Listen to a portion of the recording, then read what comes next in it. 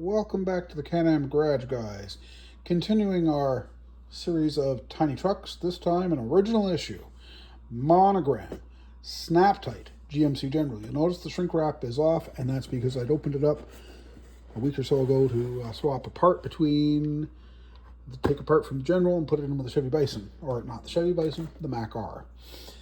You'll notice, yes, the instructions are a little yellowed on top, but otherwise they're not. And that's interesting. I would think they'd be yellowed everywhere. We'll start off with looking at the instructions because they're here, they're out, they're handy dandy, and yeah. Again, nothing very hard. Much more generic colors than in the newly released Revell versions, or reissued, I should say.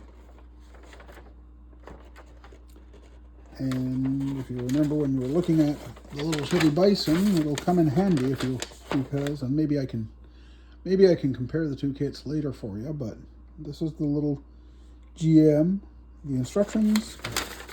I'd be rather dubious of the decals at this time, and we'll get into that. I mean, they date from the late 70s.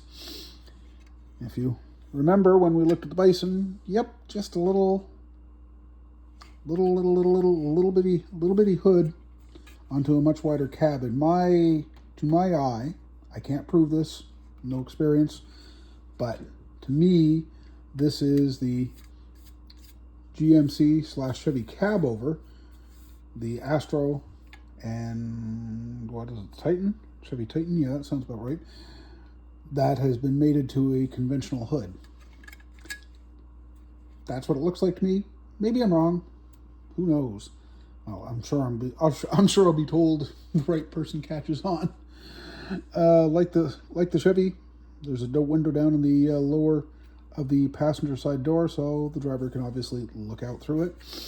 Also, like the Chevy, there is 3 slots in the roof. As I mentioned in the Chevy review, I'm thinking about swapping over the airfoiler to the GM just to be different because, well, one way or the other, I got to be a little different. Yeah, and because you're supposed to be putting the tarp up on top of that sleeper. Now, there's no steps, there's no ladders, there's no nothing. I wonder how the poor driver is supposed to get up there and do something about it. Molded on windshield wipers onto the glass, the door window, again, molded on. Some way we can detail it easier now than we could back then. Wheels and tires, mud flaps, and the steering wheel is floating around the bottom of the box. Same as what we've seen in the Chevy Bison. Again, virtually identical to what was in the Chevy Bison. Virtually, I say, because everything else is the same, except for the bumper, because we have one central flap for stickers in it, well, for your fuel stickers and license plates and etc. And you have 3 lights on either side. Here we have 2 lights in the middle and 2 separate plate areas, plus, of course, a GMC, complete with a 5-star emblem for top of the hood. Come on, don't stay down there. Decals. I don't know. Maybe they actually meant something at one time. BF might be a legit company. BF Walker, Denver, Colorado. Your various plates and etc. to go on those plates up front. Fire and safety equipment. Yeah, you're supposed to. Or they were. Pardon the scratching noise. My cat has decided he needs to kill his tree right now, and that's fine. He's not. Oh boy, yeah, that plastic bag is virtually dead. A few pieces have come off over the time. The drives, what should be in theory here. These parts layout is virtually identical, if not identical, to the Chevy. Unfortunately, while we got decals for the instruments in the Chevy, we do not get decals for instruments on the GM. They didn't do that back then.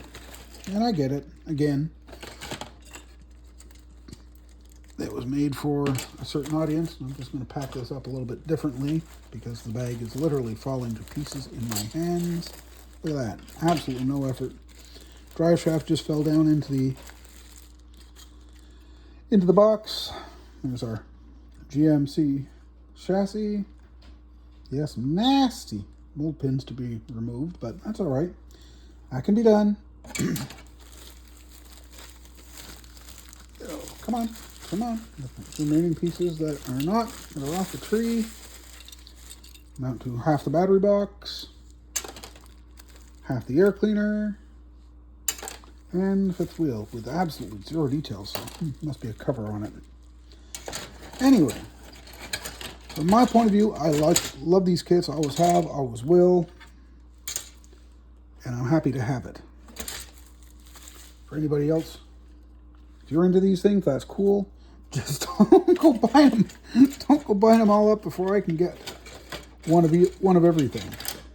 Which, given my reality, yeah, that's never going to happen. Everybody wants to fight, so we'll have to slot things around and move things around and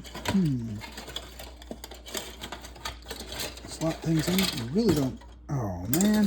Okay, so now I'm going to get into it. Everybody gets in. Everybody goes on. I'm missing clear, am I not?